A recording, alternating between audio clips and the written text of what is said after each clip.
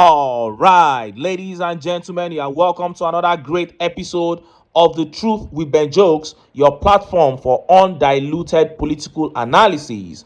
Federal government introduces mandatory ethics criminal screening for teachers. That was the Minister of Education, Alausa, there conveying that message. Now, screening is not a bad thing. You can screen teachers to get the best, but I have a few concerns. Why don't you ever talk about teachers' welfare? Why is it always about verifications and screenings? And after they pass, you don't consider improving their welfare. Why? And what of those who don't pass? Are you going to sack them? You better not try that rubbish. The unemployment figures in this country right now is outrageous already. Where they are found wanting, organize workshops to train them. They are Nigerians and you are training them to teach Nigerian children. So give them the proper training. It's a nationwide thing. Akpabio's 1 month earning can train all the teachers in South. So please behave like human beings for once. After all, you, the Minister of Education, JAMB Registrar, and Chairman of WAEC Nigeria, were not sacked for the disgraceful showing of JAMB and WAEC under your watch. So please, let us be guided. Now, let us look at the top stories. First is that attack on the TINUBU government by Peter Obi over a heartbreaking report on insecurity in Nigeria. And next is that big one coming out of Japan after TINUBU and his cabinet attended the international summit in Tokyo, Japan. The Japanese government has now come out to disgrace the Nigerian government for the lies that they have been spreading after the summit in Japan. Presidency announced that they had agreed on a certain deal with Japan, but the Japanese government has come out to say that announcement by the Nigerian presidency is a big lie, another round of needless shame upon this country. Before I show you details of these top stories and how Nigerians reacted, let me quickly show you this video, a video that I found really interesting. Please watch. I don't support giving people cash, to cushion the impact of the difficulties. But social safety nets in other areas. She talked about empowering women, yes, not by giving them 20,000, no. Empowering women, giving them access to credit, okay, ensuring that for productive activities, okay, ensuring that people's out-of-pocket expenses are reduced. You see, part of why we're having problem, even with the minimum wage is 70,000, you take 70,000 and it doesn't go anywhere, is because you spent the money on so many things. So if the out-of-pocket expense can be reduced, say, by, for example, expanding the health insurance scheme. Absolutely. So, yes, that is one. Ensuring that education, for example, is completely free at primary, secondary. I think the government, that's why I talked about government, going into provision of public services. So government should devote scarce resources more in education, okay, more in public education, more in health, and of course also use some money to subsidize agriculture.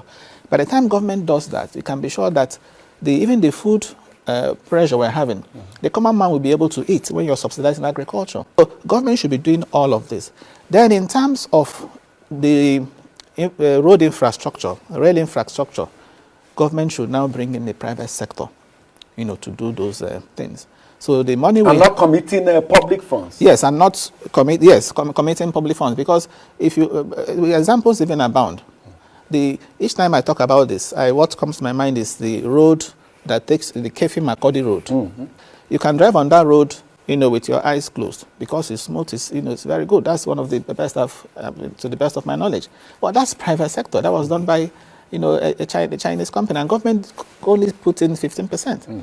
So that's the kind of model investment through tolls. So that's the kind of investment that we need in Nigeria today, so that government can now channel the ones that are getting through taxes and the rest of them to this human capital development I talked about. It's not rocket science. It's not rocket science. You heard that. Fixing Nigeria is no rocket science.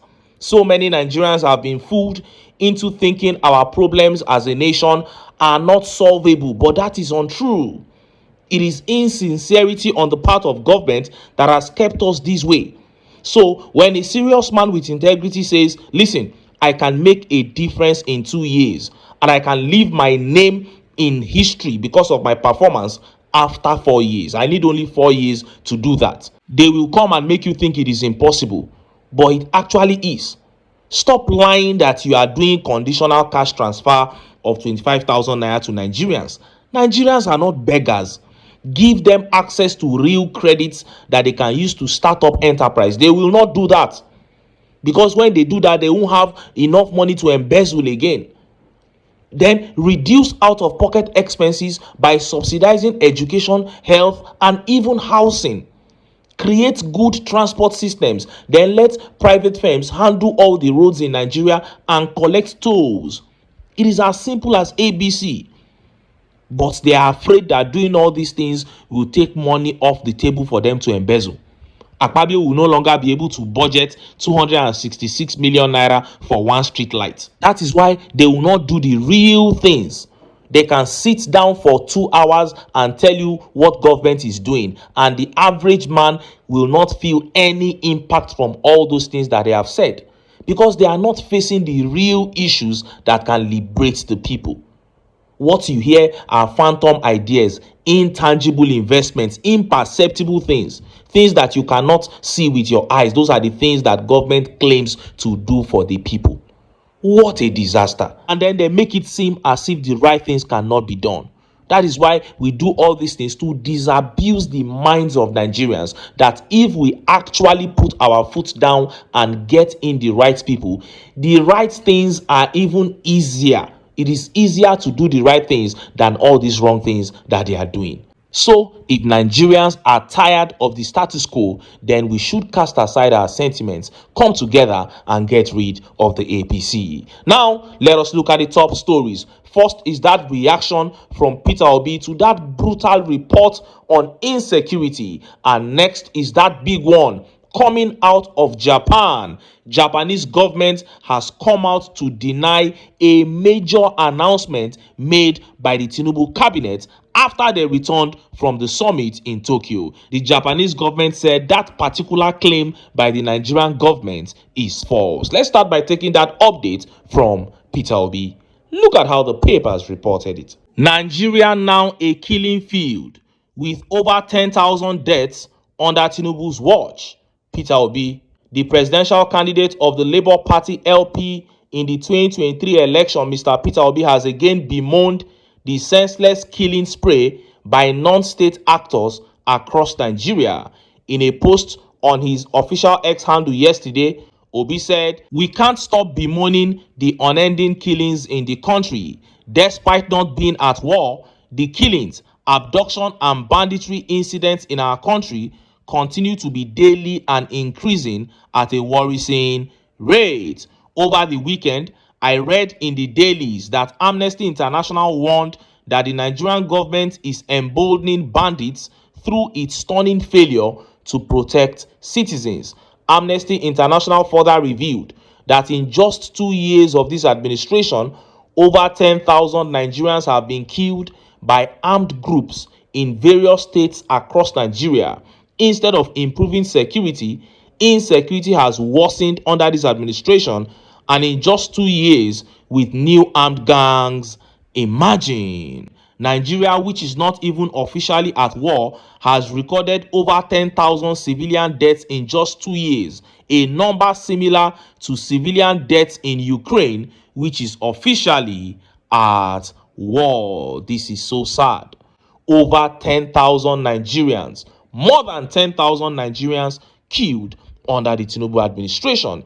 If you are one of those who hear things like this and you feel it is an attack on your tribe, your religion, or preferred political party, please quickly seek help. What it means is that your conscience is dying. You are operating at the lowest level of human nature. Get yourself back together. When you see updates like this as a normal human being, you should grieve and ask the question, what is the government doing? And when men with dead conscience like Bayo Ononuga and Sunday Dare come out and they tell you that the government is doing well, then you should be fair enough to conclude that they have to be shown the way out, because the country is sinking and they say they are doing well, so we are not on the same page. It is best we kick them out. The security of lives and properties is government's number one duty. The APC has failed at it. They have been failing for over a decade, and it is time for Nigerians to say enough is enough. And just as Nigerians were yet reacting to that update from the Japanese government began making the rounds. Look at how the papers reported it. Breaking: Japan denies plans to create special visas for skilled Nigerians.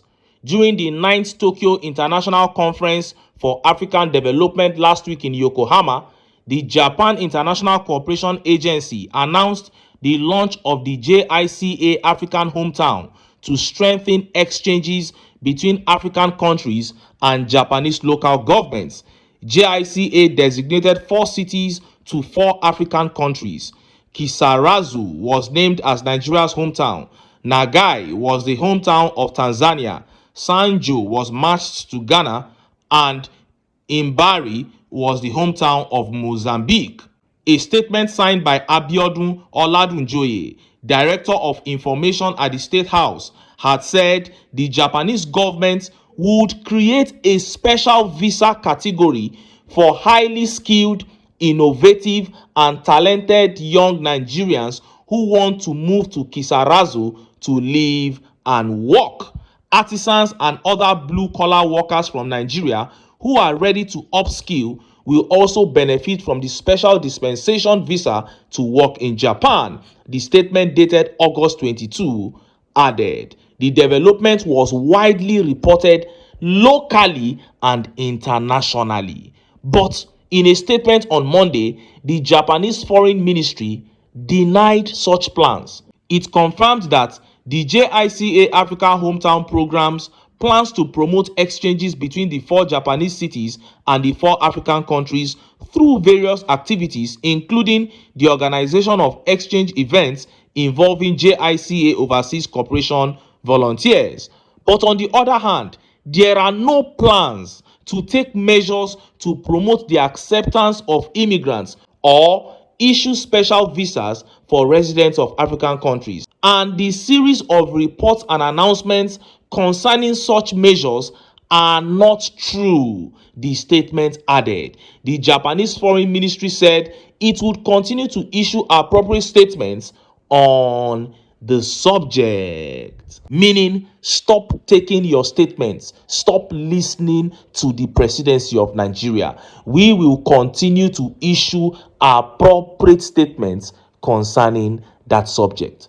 Imagine not being able to take information from the presidency of a nation because they lie too much. How can you just sit down and cook up this kind of lie? Something that you didn't discuss with the Japanese government.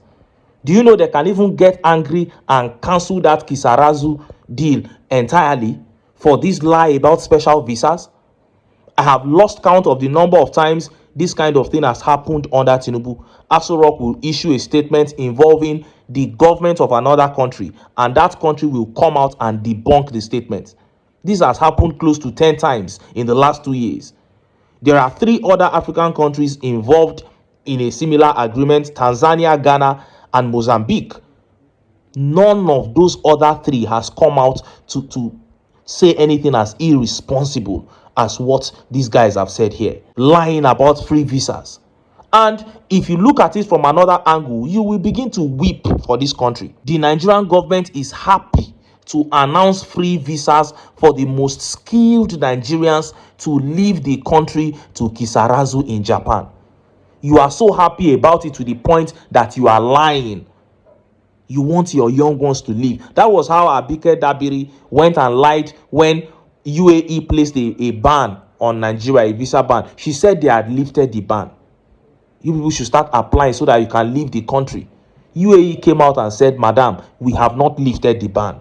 And look at how Nigerians reacted. Let's take some of the tweet reactions. This tweet here says, so Japan just denied the special visa headlines. Classic.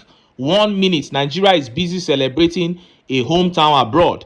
The next minute, Japan says, calm down. That's not what we said. Reality check. When you have leaders who market photo ops as policy wins, you will keep getting international embarrassment as export. And Don here says, Even if it was true, the fact that the government would jump on a policy seeking to export its best young talent says a lot. Incompetence is impossible to hide. It always finds a way to surface. That is the truth. And Omega here says, dear APC administration, PR and propaganda cannot fix a sinking economy. This is what I've been saying here. You cannot fix a country with propaganda and lies. And Temitope says, every time you want to raid this government, boom, you find out it is propaganda they dropped. Every single time they step out of this country, there is always a big lie told, and the lie gets exposed. They no even sabi lie. Now that one they pay me pass. And Omo Lokpe here says, Lamba everywhere, another Lamba busted. Lies everywhere, another lies busted. That is it. And somebody took the pain to even go to the official page of the Ministry of Foreign Affairs of Japan to download the statement in case anybody is doubting it, to say it is not true, it is propaganda. They actually gave special visas. They didn't. What is going on? And the kind of misinformation put out to Nigerians tells you how the economy is being run. It tells you how everything is being done under this administration. Because if you cannot simply say what you were told, you cannot simply write a statement and it will be true. You need to tell lies. You need to fabricate. You need to show incompetence in something as little as just putting out a statement. Then you can imagine the kind of incompetence that is going on in complex aspects of the economy. And that is why we are where we are today. And that is why I keep saying it, that for Nigeria to get out of this quagmire, there are no two ways to it. We must come together, cast our sentiments aside, and get the APC out of power. But until then, make I still enter town, make I go get some ogbonge political news wey una go like. Why? Because now because of una, now I dey here. So don't go away. Don't go away.